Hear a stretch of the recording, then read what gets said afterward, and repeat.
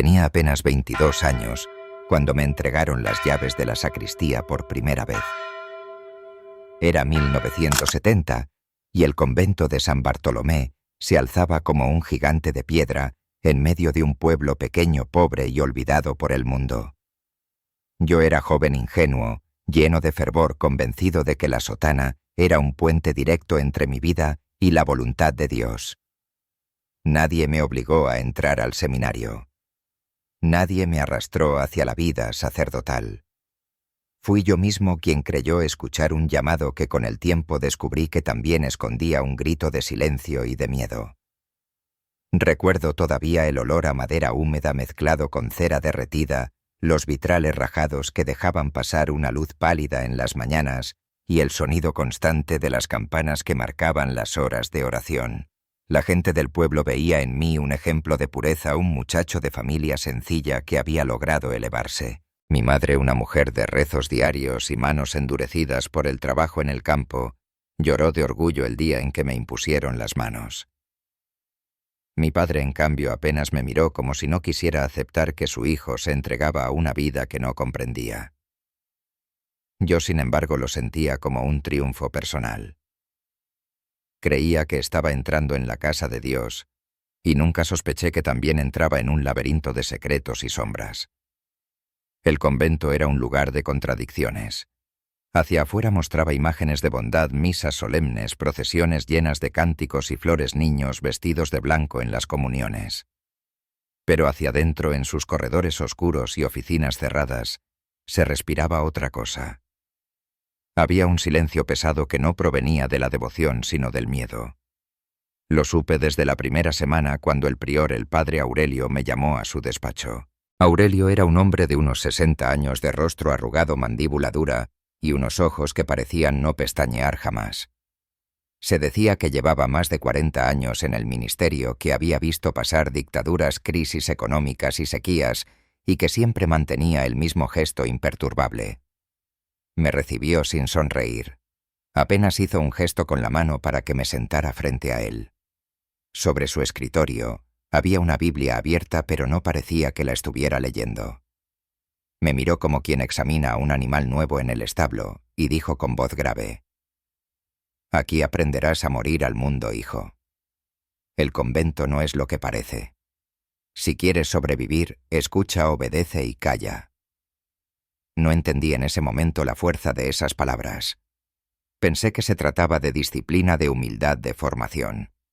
Con el tiempo descubrí que era una advertencia. Los primeros meses pasaron entre misas, confesiones interminables, catequesis con niños que apenas sabían leer y visitas a enfermos que esperaban un consuelo más humano que divino. Yo me entregaba con entusiasmo, convencido de que estaba en el camino correcto. Sin embargo, había detalles que me inquietaban. Había puertas que nunca se abrían, habitaciones de la rectoría a las que solo el padre Aurelio y un par de sacerdotes mayores tenían acceso. Había noches en las que el templo permanecía iluminado, aunque oficialmente todo estaba cerrado, y yo escuchaba pasos en los pasillos que no correspondían a nadie conocido. Preguntar estaba prohibido. Lo aprendí cuando uno de mis compañeros, un joven diácono llamado Mateo, se atrevió a cuestionar por qué debíamos entregar todas las cartas que recibíamos a la oficina del prior. «Es para tu protección», respondió Aurelio. Mateo no volvió a preguntar, pero desde ese día lo noté más callado, más desconfiado, como si hubiera visto algo que no se atrevía a contar. Mi rutina se convirtió en una mezcla de oración y sospecha. Me levantaba a las 5 de la mañana, repasaba mis apuntes de teología, celebraba misas con la comunidad y luego dedicaba horas al estudio de los salmos. Pero cada noche, cuando cerraba los ojos, sentía que las paredes de piedra guardaban más de lo que mostraban. Había un rumor persistente entre los acólitos. Decían que algunos jóvenes que se acercaban a servir en el altar o a participar en actividades desaparecían sin dejar rastro. Oficialmente, se explicaba que habían emigrado a la capital o que se habían perdido en malos caminos. Pero las madres seguían apareciendo en las puertas de la iglesia llorando pidiendo respuestas y siempre recibían la misma respuesta enlatada. Recen. Dios sabe lo que hace. Yo quería creer en esas palabras hasta que vi lo que nunca pude olvidar. Fue una noche de invierno. El viento soplaba con tanta fuerza que parecía que los muros iban a caer. El padre Aurelio me pidió que lo acompañara a cerrar el ala vieja del convento, un sector que ya no se utilizaba para el culto y que se encontraba en ruinas. Entramos con una lámpara de aceite. El aire estaba cargado de humedad y polvo. A mitad del pasillo, escuché un gemido apagado, como de alguien intentando no ser oído. Me detuve, pero Aurelio siguió caminando como si nada. «No te distraigas», me dijo con tono seco. Pero esa voz volvió. Era un suspiro lastimero que me heló la sangre. Quise preguntar, pero el miedo me cerró la boca. Esa noche casi no dormí. Durante días traté de convencerme de que había sido el viento o mi imaginación cansada. Sin embargo, la sospecha creció cuando vi a Mateo entrar al despacho del padre Aurelio una tarde y salir con el rostro desencajado blanco como la cera. Nunca me dijo qué ocurrió allí dentro, pero 2 semanas después pidió traslado a otra parroquia y desapareció de nuestro entorno. Nadie volvió a mencionarlo. En los sermones se hablaba de obediencia, de renuncia, de fe absoluta. Nunca de dudas, nunca de preguntas. El silencio era la regla de oro. Poco a poco mi fe comenzó a mezclarse con un miedo que no sabía nombrar. Yo había recibido el llamado para servir, pero ahora empezaba a preguntarme a quién servíamos realmente. Había palabras en los labios de Aurelio que sonaban más a sentencia que a evangelio. Había miradas en algunos sacerdotes mayores que no irradiaban compasión sino cálculo. Yo que había llegado buscando luz, empecé a sentir que estaba encerrado en un recinto donde la sombra tenía más poder que el sol. Con el paso de los meses, aprendí a moverme entre 2 mundos, el de la fachada luminosa del convento, lleno de ceremonias, cantos y plegarias, y el otro el de los corredores silenciosos, los despachos cerrados y los encuentros que nunca aparecían en los registros. Fue en ese segundo mundo donde comencé a comprender lo que realmente se escondía bajo el hábito y las sotanas. Al principio lo noté en pequeños detalles. El padre Aurelio tenía un horario que nunca coincidía con el oficial. Decía retirarse a orar, pero yo lo veía entrar en el ala vieja de la rectoría con 2 llaves que solo él poseía.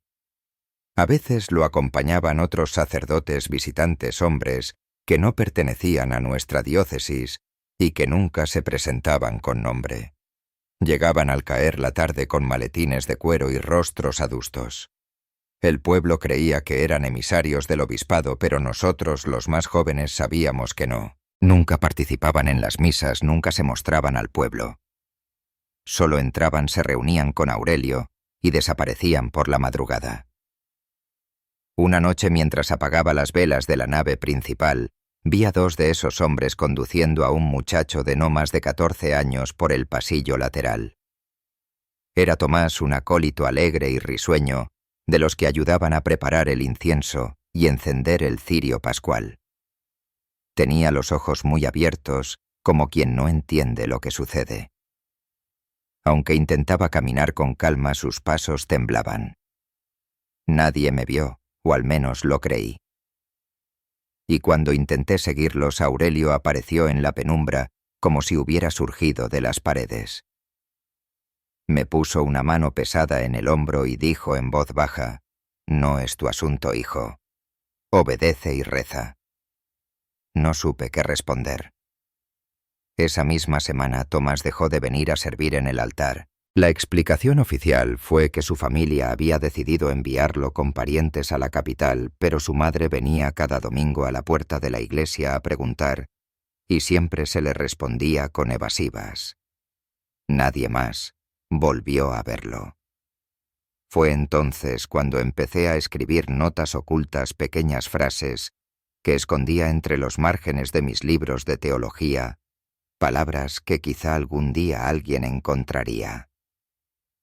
Era mi manera de no enloquecer de decirme a mí mismo que lo que veía no era una ilusión, que en verdad algo oscuro estaba ocurriendo. Las reuniones secretas se repetían cada mes. El patrón era siempre el mismo. Llegaban hombres de fuera, se encerraban con Aurelio en la parte trasera de la rectoría, y algunos jóvenes eran llamados.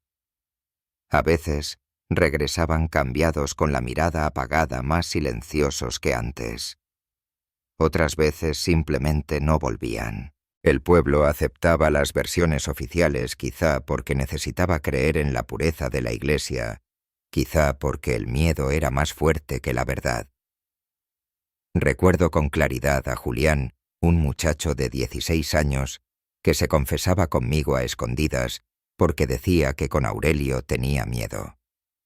Una tarde, después de ayudar en la catequesis, me susurró que había visto cosas en el ala sur del convento, que lo habían llevado allí una noche y que no quería volver. Su voz temblaba, me pedía ayuda. Yo quise creer que exageraba, pero en su mirada había un terror demasiado real. Le aconsejé hablar con su madre, alejarse, pero ya era tarde. 2 días después desapareció. En la misa dominical, Aurelio anunció con voz solemne que Julián había decidido seguir otro camino. Sus padres lloraban desconsolados en primera fila. Esa noche no pude dormir. Las dudas comenzaron a corroer mi fe. Cada vez que elevaba la hostia y decía, «Este es el cuerpo de Cristo», me preguntaba si lo hacía en un lugar consagrado o en una casa profanada. Cada vez que escuchaba las campanas me parecían sonar como cadenas, no como llamadas a la oración. Pero mi miedo me mantenía en silencio. Era joven. Estaba rodeado de jerarquías que parecían inquebrantables, y lo único que había aprendido en el seminario era obedecer. Una madrugada, mientras revisaba los bancos después de la misa de gallo, encontré bajo uno de los cojines una hoja doblada. Era un papel arrugado con letras torpes escritas a lápiz. Decía, «Si alguien lee esto, no crean lo que digan de mí. No me fui por voluntad propia. Recen por mí». No tenía firma, pero reconocí la caligrafía. Era de Julián. Sentí que la sangre me abandonaba. Guardé la nota en mi breviario.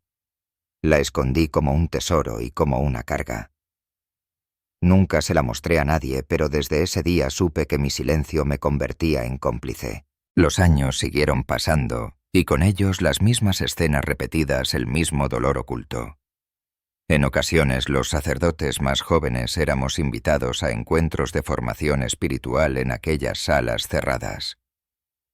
Yo solo asistí una vez. Nos hicieron arrodillarnos durante horas, recitar oraciones en latín, mientras sosteníamos crucifijos de hierro. Cada vez que uno bajaba los brazos por el cansancio, recibía un golpe en las manos. «Es para fortalecer tu fe», decían. Pero lo que yo sentía no era fe, era sometimiento, era un quiebre interior. Salí de aquel encuentro con la rodilla sangrando y el alma confundida. Y aunque juré no volver, comprendí que todo estaba diseñado para quebrarnos, para convertirnos en sombras obedientes. El padre Aurelio lo repetía con frecuencia. El que duda traiciona el que pregunta, peca el que habla se condena. Y esas frases se grababan como cuchillos en la memoria. Con el tiempo aprendí a vivir con 2 rostros. El rostro público, el del sacerdote entregado, sonriente, consolador. Y el rostro secreto, el que cargaba culpas, miedos y preguntas. Esa dualidad me desgastaba, pero me mantenía vivo.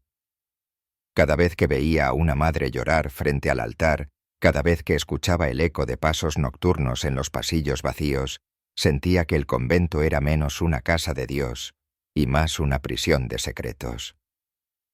Hoy, al recordar aquellos años, comprendo que las sombras estaban demasiado cerca y que cada silencio que guardaba me hundía más en ellas. La obediencia que tanto alabábamos era en realidad una cadena. y aunque entonces no lo sabía, poco a poco, esa cadena empezaba a oxidarse y mi fe a romperse por dentro. Con el tiempo mi obsesión creció. Yo ya no era el joven ingenuo que había entrado al convento lleno de ilusiones. Ahora caminaba entre muros que sentía enemigos y cada crujido en los pasillos de piedra me parecía un aviso. El ala vieja de la rectoría se había convertido en mi tormento. Allí se encerraban Aurelio y los visitantes nocturnos, allí los muchachos desaparecían. Allí se escuchaban ruidos que no tenían explicación. Sabía que no podía seguir fingiendo. Fue entonces cuando empecé a observar con más atención. Descubrí que cada miércoles por la tarde llegaba un hombre distinto, a veces con sotana, a veces de traje oscuro, pero siempre con la misma expresión severa. Nunca se presentaban, nunca hablaban en público. Y siempre después de su llegada, algún joven era convocado a la rectoría bajo el pretexto de orientación espiritual. Algunos regresaban al día siguiente apagados y irreconocibles. Otros no volvían jamás. Yo tomaba nota de cada visita, cada fecha, cada nombre. Lo escribía en papeles sueltos que escondía dentro de un libro de salmos que nadie abría. Mi miedo se transformó en necesidad. Necesitaba pruebas, necesitaba ver con mis propios ojos lo que hasta entonces eran solo sospechas. Sabía que Aurelio guardaba un juego de llaves en su despacho. Había observado cómo abría un cajón con cerradura pequeña y cómo lo cerraba con cuidado. Una noche, cuando me pidió llevar registros al archivo, aproveché para revisar su escritorio. Mis manos temblaban tanto que apenas podía sostener la linterna. Revisé sobres libros con páginas huecas hasta que la encontré, una pequeña llave de bronce atada con un cordón negro. Sentí que en ese instante estaba cruzando un límite del que no habría retorno. La escondí en mi manga y regresé al archivo como si nada hubiera pasado. Esperé 3 noches. El silencio del convento era denso, como si presintiera lo que yo iba a hacer. Cuando finalmente encontré la ocasión, bajé al ala vieja con la linterna apagada, confiando solo en el resplandor de la luna que entraba por los ventanales rotos. Inserté la llave en la cerradura y giré con cuidado. El sonido del metal me pareció un trueno en medio de la noche. La puerta cedió con un gemido largo. Un aire húmedo y cargado salió de allí, mezclado con un olor a encierro que me revolvió el estómago. Lo que encontré me persigue hasta hoy. Era una sala amplia de muros de piedra desnuda, apenas iluminada por una vela consumida sobre un altar improvisado. En la pared colgaba un crucifijo torcido, inclinado, como si se resistiera a mirar lo que allí ocurría. Frente a él, un banco con correas de cuero sujetas a los brazos, como si alguien hubiera sido forzado a permanecer de rodillas durante horas. En un rincón, varias sogas enrolladas y un látigo de madera. Sobre la mesa, una Biblia manchada, no sé si de cera o de algo peor. Y lo más terrible, un colchón en el suelo sucio, con huellas de sangre seca. Me quedé paralizado, incapaz de moverme. Entonces escuché un ruido detrás de mí. Un suspiro débil. Giré la linterna y la luz temblorosa iluminó el rostro de un muchacho que no tendría más de 15 años, acurrucado contra la pared con las manos atadas. Su cara estaba hinchada, sus labios partidos. Cuando me vio, murmuró apenas con un hilo de voz: «No diga nada, por favor». Esa súplica fue como una daga. Apagué la linterna de inmediato y cerré la puerta sin desatarlo, sin hacer nada. El miedo me venció. Corrí por el pasillo con el corazón desbocado y el alma rota. Esa noche lloré como no lo hacía desde la infancia. Me repetía que debía denunciar, que debía hablar, pero la voz de Aurelio resonaba en mi cabeza. El que habla se condena. Durante semanas no pude confesarme ni mirar a los feligreses a los ojos. Mi boca pronunciaba las fórmulas del perdón, pero yo era el más condenado de todos. Tenía pruebas. Había visto con mis propios ojos lo que hasta entonces eran solo rumores. Y no hice nada. Esa culpa se convirtió en mi compañera más fiel. No obstante, algo cambió dentro de mí. Ya no podía resignarme a ser cómplice pasivo. Empecé a registrar cada detalle, cada nombre, cada fecha. Escribía en hojas sueltas que luego escondía dentro del mismo libro de Salmos. Describía las visitas nocturnas, las desapariciones, los rumores. Era mi modo de resistir, aunque fuera en silencio. Fue en esa época que conocí a Rosa, una mujer del pueblo que venía todos los días a rezar por su hijo desaparecido.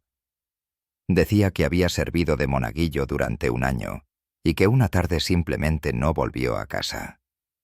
Su marido había recorrido comisarías y hospitales, pero nadie daba respuesta. Rosa venía con un rosario desgastado, se arrodillaba frente al altar y lloraba en silencio. Una tarde, cuando se levantó, se me acercó y me miró fijamente. «¿Usted sabe algo, padre?», me dijo. No pude responder. Sentí que la garganta se me cerraba. Ella no insistió, pero su mirada me persiguió durante años. El círculo de silencio era perfecto. Las familias que preguntaban demasiado eran presionadas. Se les decía que la fe requería aceptación, que Dios probaba su resistencia. Los sacerdotes que dudaban eran transferidos a parroquias lejanas, y los jóvenes que alzaban la voz simplemente desaparecían. Todo estaba cuidadosamente calculado para que nada trascendiera. Yo mismo estuve a punto de ser convocado a esas entrevistas espirituales privadas. Una tarde Aurelio me llamó a su despacho y me dijo que había visto en mí señales de rebeldía que necesitaban purificación. Sentí que había llegado mi turno. Sin embargo, justo esa semana falleció el obispo de la diócesis y las visitas se suspendieron por un tiempo. Fue un respiro que interpreté como una señal divina, pero no me engaño si sigo aquí, si estoy vivo para contarlo. No fue por valentía, sino por azar. Muchos otros no tuvieron esa suerte. Y aunque yo guardé silencio, cada lágrima de madre, cada mirada perdida de joven, me fue marcando por dentro como cicatrices invisibles. Ahora sé que lo que presencié no era un error aislado, ni la desviación de un hombre enfermo. Era un sistema, una maquinaria de sometimiento y miedo. Y yo fui testigo directo, aunque mi cobardía me impidiera actuar. Lo confieso con vergüenza, mi fe se quebró aquella noche en que vi al muchacho atado y desde entonces ya nada volvió a ser igual.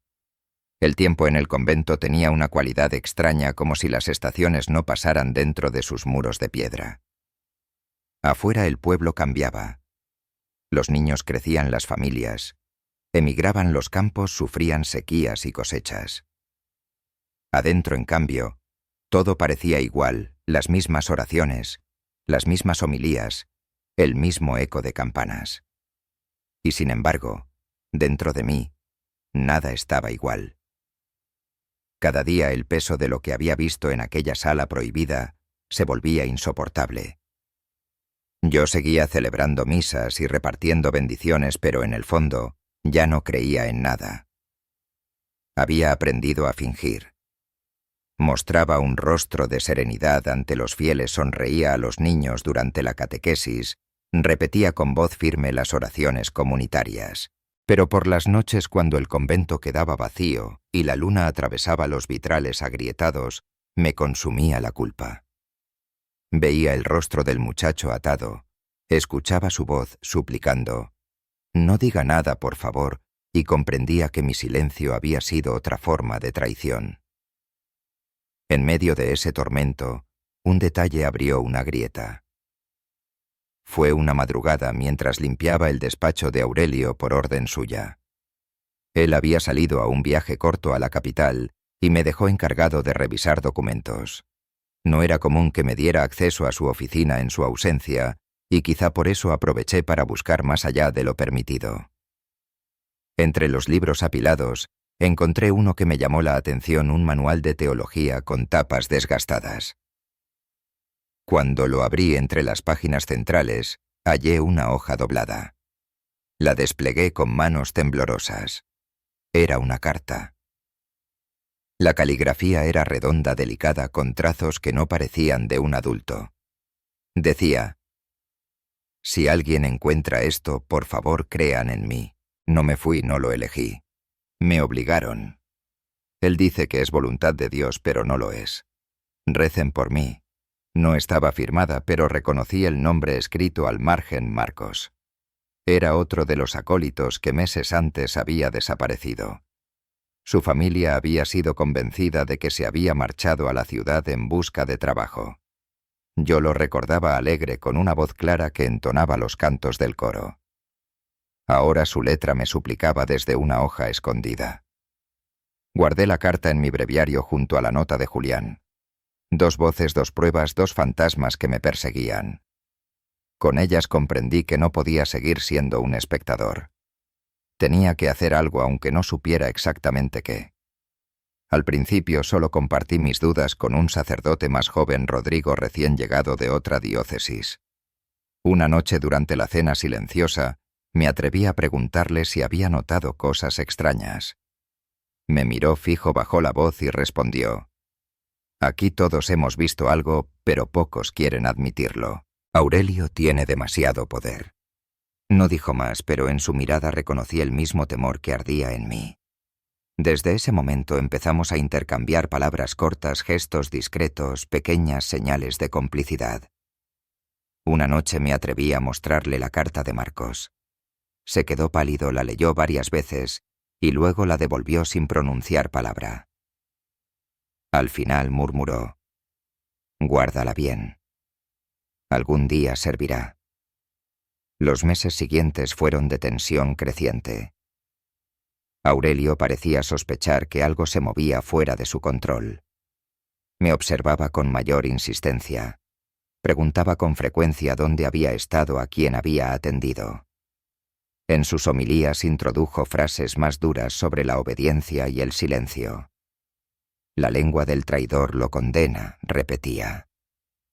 Yo sentía que esas palabras iban dirigidas a mí como cuchillos disfrazados de sermón.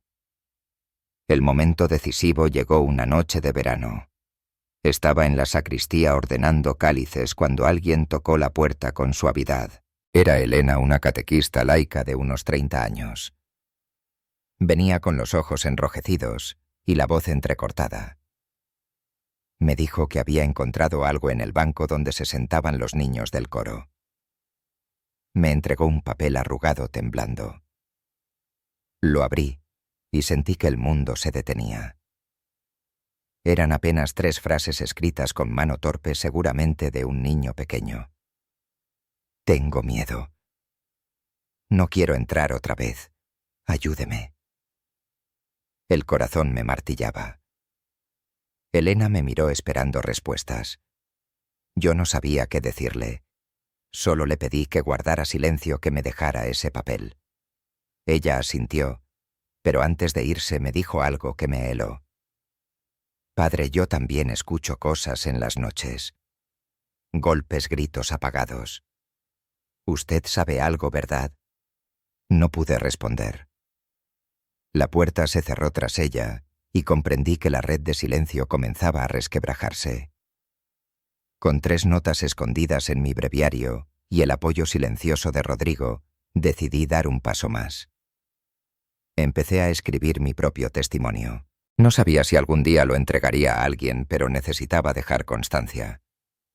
En hojas recicladas con tinta azul relataba todo lo que había visto: los hombres que llegaban de noche, los jóvenes que desaparecían, las palabras de miedo recogidas en confesiones. Cada hoja la doblaba y la ocultaba dentro de un viejo libro de sermones que nadie usaba. Era mi manera de resistir, aunque mínima. Pero el convento parecía un monstruo vivo que podía oler la rebeldía. Aurelio intensificó la vigilancia. Una madrugada golpearon mi puerta. Al abrir encontré a 2 hombres vestidos de negro desconocidos que dijeron venir del obispado. Me hicieron preguntas vagas sobre mi fidelidad, sobre mis rutinas. Nunca mencionaron directamente mis sospechas, pero sus miradas eran advertencias. Cuando se marcharon, supe que estaba marcado. Aún así, no podía detenerme. Una noche, recorriendo las celdas abandonadas del ala vieja, descubrí un pequeño cuaderno bajo un colchón olvidado. Las primeras páginas estaban en blanco, pero más adelante había frases escritas con letra temblorosa. No crean lo que digan de mí. No renuncié. Él no es de Dios. Me obligaron. Era la voz de otra víctima, otra alma perdida. Esa noche regresé a mi habitación con el cuaderno contra el pecho, como si llevara un relicario. Sentía miedo, pero también una chispa nueva, la convicción de que esas voces no podían quedar enterradas para siempre.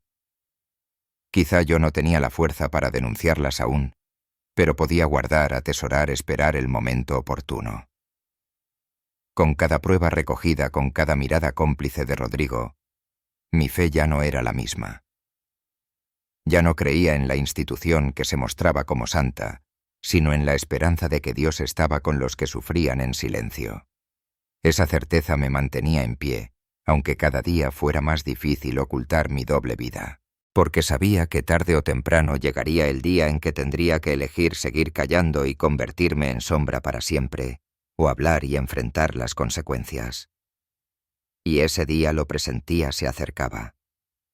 Con cada día que pasaba, sentía que la verdad quemaba en mi interior. Ya no podía rezar como antes. Las palabras sagradas se me atragantaban, caían de mis labios como cenizas. Llevaba en mi breviario las notas de Julián, la carta de Marcos, el cuaderno hallado en las celdas y el papel tembloroso que Elena me entregó. Aquellos pedazos de verdad eran a la vez mi tesoro y mi condena. Dormía con ellos bajo la almohada, como si fueran la única garantía de que no estaba perdiendo la razón. Pasaba las noches en vela escuchando los pasos de Aurelio y de los hombres de negro en los pasillos. Cada crujido de la madera me hacía temblar. Sabía que tarde o temprano la tensión estallaría. Y esa certeza me llevó a tomar una decisión: confrontarlo. No podía seguir escondiéndome detrás de un silencio cómplice. No podía seguir mirando a los fieles a los ojos y fingiendo que todo estaba bien. Era una tarde sofocante de verano. El calor se mezclaba con el olor a incienso viejo. Reuní el valor, tomé el breviario con los papeles dentro y pedí hablar con Aurelio. Entré en su despacho. Él estaba sentado fingiendo leer la Biblia. No levantó la vista hasta que cerré la puerta. Cuando lo hizo, sus ojos me atravesaron como agujas. Me senté frente a él y sentí que el aire era denso, casi irrespirable. Padre, dije con la voz temblorosa, hay cosas que no entiendo. Tengo cartas, pruebas. Julián, Marcos, otros. Usted sabe de qué hablo. Aurelio no parpadeó. Colocó sus manos huesudas sobre la mesa y susurró con calma. La obediencia es la primera virtud. ¿Acaso quieres convertirte en traidor? Saqué del breviario la carta de Marcos y la deslicé sobre el escritorio. Él la miró un instante y luego sonrió, apenas una mueca sin alegría. Palabras de un niño confundido, dijo. No construyas herejías con garabatos. Entonces hablé con la rabia contenida de años. Le conté lo que vi en el ala vieja, el banco con correas, el colchón sucio, el muchacho atado. Le dije que eso no era fe, que eso era crueldad. Por un segundo juraría que su máscara se resquebrajó, pero enseguida volvió a ser piedra. Tú hiciste votos, me respondió, y un voto roto arrastra el alma al infierno.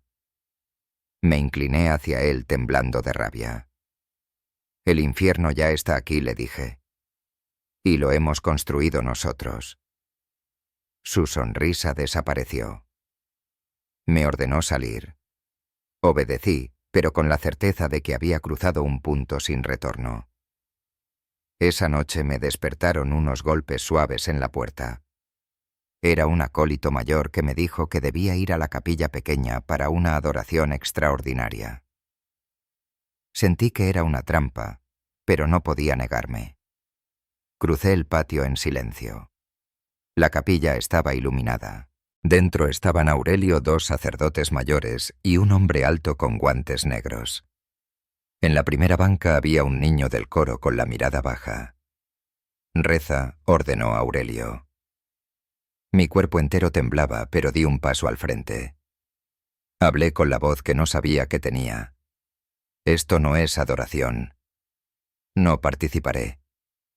Mi voto de obediencia no vale más que la vida de un niño. El hombre de los guantes avanzó hacia mí. El golpe en el estómago me dejó sin aire, doblado en dos. Oí un zumbido, quise caer, pero entonces sonó una campanilla. La campanilla de la sacristía, la que se toca en secreto cuando alguien pide ayuda. Elena tenía que ser ella. El niño salió corriendo hacia la puerta, aprovechando el caos. Los sacerdotes se movieron tarde. El hombre de los guantes se detuvo, y yo logré incorporarme lo suficiente para verlo escapar. El plan se había roto. Me encerraron 3 días en una habitación sin ventanas, bajo la excusa de un retiro forzoso. Pan duro, agua y una cruz de madera sin Cristo. En la pared encontré iniciales raspadas KM14. No eran mías. Otros habían estado allí antes, esperando, quizá rezando por ser liberados. Al 4.º día Rodrigo abrió la puerta en secreto. Su rostro estaba cansado, pero sus ojos tenían una chispa de decisión. «Han registrado tu habitación», me dijo. «Ya no están los papeles. Alguien los sacó». Me devolvió el breviario vacío y sonrió con amargura. Eso significa que sobrevivieron. Entendí el mensaje. Las pruebas estaban ya en manos de alguien más. Esa madrugada me condujeron por un pasillo lateral hasta la sacristía. Allí estaba Elena con un cesto de flores. Dentro, oculto bajo telas de procesión, me entregó un sobre pesado. Eran copias de las cartas recortes de periódicos con nombres subrayados y una nueva nota. No renuncié. Él no era de Dios, sin firma. Me quebré. Lloré frente a ellos. No por alivio, sino por la rabia contenida.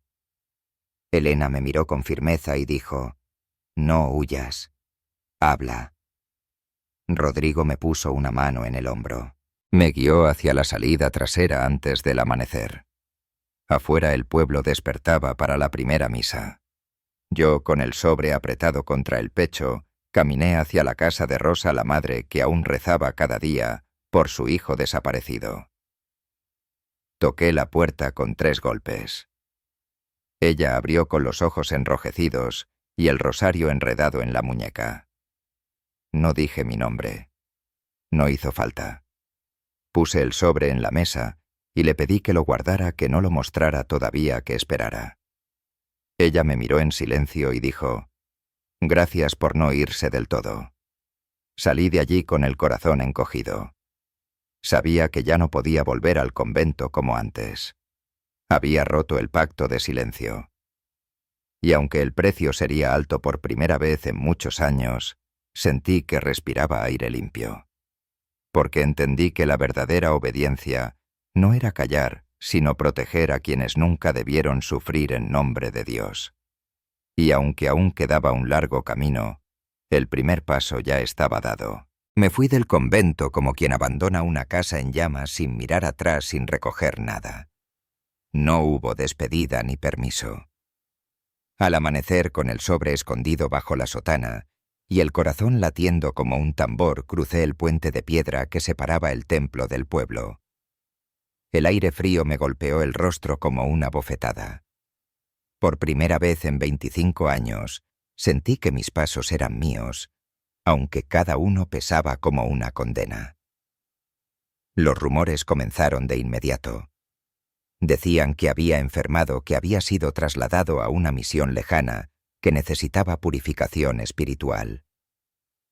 La verdad era más simple y más dura: había escapado. Esa palabra escapar me dolía porque me hacía sentir como un traidor, y sin embargo también me daba un respiro. Escapar significaba seguir vivo. Significaba que mis labios aún podían hablar. Al principio no supe dónde ir. El hábito todavía me marcaba como sacerdote, y en cada pueblo pequeño la gente me reconocía como tal. Caminaba con la sotana raída, cargando un maletín con apenas un par de libros y el sobre con pruebas. En cada iglesia en la que entraba me arrodillaba, pero ya no podía rezar. Las palabras se me atragantaban. Miraba al crucifijo y me preguntaba en silencio si Cristo estaba conmigo o si yo lo había traicionado al rebelarme. Fue entonces cuando encontré refugio en la casa de Inés. Ella era viuda y vivía sola en una casita humilde cerca del río. Había sido religiosa en su juventud, pero había dejado el convento muchos años antes. Cuando me vio llegar demacrado y cansado, me abrió la puerta sin hacer preguntas. Tal vez reconoció en mis ojos el mismo cansancio que un día la había llevado a dejar los muros de piedra. Dormí en un catre de madera, comí pan duro con leche caliente y durante días apenas hablé. Inés no insistía. Se limitaba a dejar un plato sobre la mesa, a encender una vela, a sentarse en silencio frente a mí. Esa compañía callada fue mi primer alivio después de tanto encierro. Poco a poco empecé a contarle, no todo, no al principio, solo fragmentos, los nombres de los muchachos, las cartas, las noches de pasos en los pasillos. Ella escuchaba con los ojos fijos en el suelo, como si ya supiera de qué hablaba. Cuando terminé me dijo algo que aún recuerdo. La fe no está en los muros ni en los hombres que se esconden tras ellos. La fe está en lo que haces con la verdad que cargas. Esas palabras me dieron valor. Decidí escribir no como sermón, ni como homilía, sino como testimonio. Inés me dio hojas recicladas y una pluma vieja. Noche tras noche, relaté todo lo que recordaba: los nombres de los desaparecidos, las amenazas de Aurelio, los rituales de purificación, las cartas escondidas. Cada palabra era un peso que salía de mí, pero también un eco que volvía con más fuerza.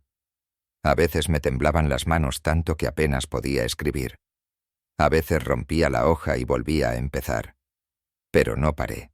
Semanas después, con un fajo de páginas manchadas de tinta, comprendí que no podía quedármelas. Así que busqué a Rosa. Cuando entré en su casa con mis escritos, me abrazó en silencio. No lloró, no me reprochó, simplemente tomó los papeles, los guardó en un arcón y me dijo: «Ahora no estás solo».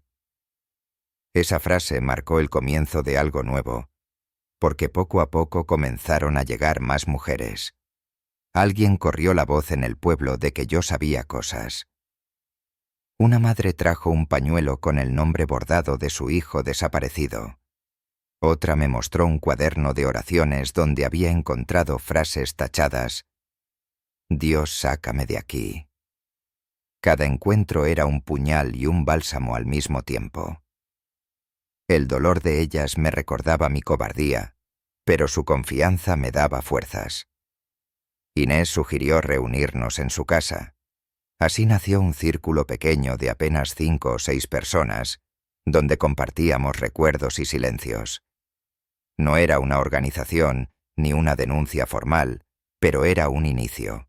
Rezábamos, sí, pero nuestras oraciones eran distintas. Ya no pedíamos resignación, pedíamos luz. Ya no suplicábamos obediencia, suplicábamos valor. Rodrigo apareció semanas después. Llegó demacrado, con barba descuidada y mirada cansada. Había logrado salir del convento tras recibir presiones para un traslado. Traía consigo un par de páginas copiadas del archivo secreto. Cuando las puso sobre la mesa de Inés, todos guardamos silencio. Eran listas de nombres, fechas, iniciales. Nada explícito, pero lo suficiente para demostrar un patrón. «Esto no lo destruirán», dijo Rodrigo. «Está en más manos de las que creen». Sentí que por primera vez en muchos años la verdad dejaba de ser un murmullo y empezaba a ser un coro. Claro que el miedo seguía presente. Había rumores de que hombres preguntaban por mí en pueblos cercanos. A veces veía figuras en las esquinas observando. Una noche alguien lanzó piedras al tejado de la casa de Inés. Otra madrugada encontramos la puerta entreabierta, aunque nadie recordaba haberla dejado así. Vivíamos con el corazón alerta, sabiendo que cada palabra podía costarnos caro. Pero en medio de ese miedo algo floreció. Descubrí que podía seguir siendo sacerdote aunque ya no usara sotana ni viviera en un convento. Era sacerdote en el modo en que escuchaba a esas mujeres, en cómo recogía sus historias, en cómo rezaba con ellas. Sin fórmulas, solo con palabras sencillas, Dios no nos abandones. Mi fe herida y rota comenzaba a renacer. No en la obediencia ciega, sino en la verdad compartida. Con el tiempo empezamos a escribir cartas colectivas. No eran denuncias legales, pero sí testimonios. Cada mujer escribía lo que había visto o sufrido. Algunas firmaban con iniciales, otras no se atrevían. Juntamos esas cartas y las escondimos en distintos lugares. Inés las guardaba en bolsas de harina. Rosa las enterraba dentro de una caja de metal bajo el naranjo de su patio. Rodrigo las escondía en la tapa hueca de un misal antiguo. Yo llevaba siempre una copia conmigo en el forro de la chaqueta. No para leerla, sino para recordar que no debía callar nunca más. Han pasado años desde entonces, y aún sueño con los pasillos del convento, con los golpes de la vara en las manos, con las miradas perdidas de los niños. Pero también sueño con las voces de las madres, con las cartas que se multiplicaron, con las manos que se entrelazaban en la casa de Inés. Ahora sé que mi misión no terminó cuando dejé de celebrar misa en San Bartolomé. Mi misión apenas empezaba. Porque ser sacerdote no era repetir rezos de memoria, ni obedecer a hombres que usaban el nombre de Dios como máscara. Ser sacerdote, lo entendí tarde, era sostener la verdad, aunque temblara, era acompañar el dolor aunque me partiera. Y aunque sigo cargando con el peso de no haber hablado antes, también sé que el silencio ya no es dueño de mí. Hoy tengo 77 años. Mis manos tiemblan cuando sostengo la pluma. Mis rodillas ya no me permiten rezos largos, y sin embargo siento la urgencia de dejar estas palabras como quien enciende una última vela antes de que la oscuridad lo alcance. Han pasado 25 años desde que dejé el convento de San Bartolomé, pero en mis noches todavía escucho los pasos en los pasillos, el eco de la campanilla secreta, los suspiros apagados de quienes nunca volvieron. He vivido mucho tiempo con el peso de mi silencio. Fui cómplice por callar, y esa es la carga más pesada que llevo. Podría excusarme diciendo que era joven, que tenía miedo, que estaba atrapado en una red demasiado grande para mí. Pero las excusas no borran el rostro de Julián, las notas torpes de Marcos, las iniciales raspadas en la pared del retiro. Yo lo vi, y aún así tardé demasiado en hablar. Después de salir del convento, nunca volví a vestir la sotana. La colgué en un ropero de madera en la casa de Inés, y allí quedó como una piel vieja. Viví como un hombre sencillo en habitaciones prestadas, trabajando en lo que podía, dando clases de latín, ayudando en bibliotecas, colaborando en hospitales como voluntario. Nunca más tuve un altar, pero descubrí que podía encontrar a Dios en un gesto de ternura, en un pan compartido, en una palabra de consuelo. Algunas noches me despertaba con pesadillas. Veía al hombre de los guantes acercándose, sentía otra vez el golpe en el estómago, escuchaba a Aurelio susurrando que el que habla se condena. Entonces me levantaba, encendía una vela y me sentaba frente a la ventana. Miraba la luna y murmuraba palabras simples. Señor, no me dejes callar otra vez. Y poco a poco, el miedo se apagaba. Con los años, mi testimonio dejó de ser solo mío. Se unió al de muchas otras voces, mujeres que habían perdido a sus hijos, hombres que habían visto y no pudieron actuar, jóvenes que lograron escapar. Juntos formamos una red invisible, una comunión distinta, sin altares ni jerarquías, pero más cercana al corazón de Cristo. Compartíamos cartas, abrazos, silencios. Descubrimos que la fe no estaba muerta, solo herida, esperando ser liberada del miedo. A veces me miro al espejo y casi no reconozco al joven que entró lleno de fervor en 1970. Veo un rostro lleno de arrugas, ojos cansados, cicatrices invisibles. Y sin embargo, en esa mirada quebrada, también descubro algo que nunca imaginé: libertad. Porque aunque cargue culpas y temores, ya no vivo encadenado al silencio.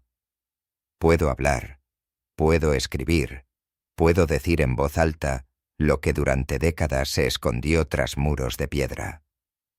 No todos lo entienden. Algunos me llaman resentido, otros me acusan de manchar la Iglesia. Yo solo respondo que no hay mancha más grande que la mentira, que no hay traición peor que usar el nombre de Dios para destruir vidas. Si hablar me convierte en traidor, entonces acepto la condena.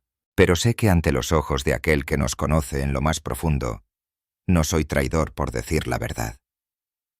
El hábito lo dejé colgado, pero la fe todavía me acompaña.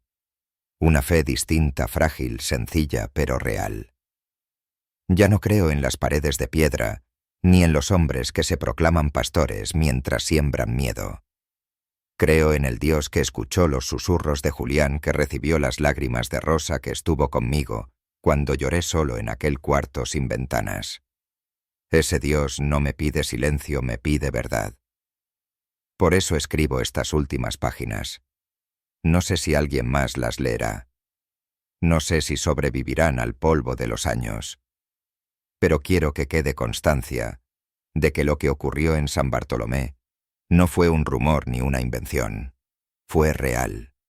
Y hubo quienes se atrevieron a guardar cartas, a escribir testimonios, a tocar una campanilla, cuando todo parecía perdido.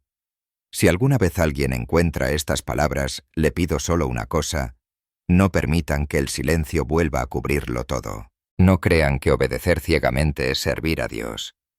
No acepten que la fe se confunda con el miedo. Porque yo lo aprendí tarde, demasiado tarde. Pero lo aprendí. La verdad duele, la verdad asusta, pero la verdad también libera. Hoy, al borde de mi final, ya no me llaman padre, ya no me llaman sacerdote. Me llaman por mi nombre, y eso basta. Porque antes de ser ministro, antes de ser obediente, antes de ser cómplice, fui un hombre. Y como hombre confieso. No para condenar, sino para que las voces de quienes no pudieron hablar sigan resonando, aunque sea en este eco escrito. Dios conoce la verdad. Yo solo la repito con labios cansados. Y si estas palabras son lo último que dejo en la tierra, entonces me iré en paz. Porque el silencio ya no me pertenece.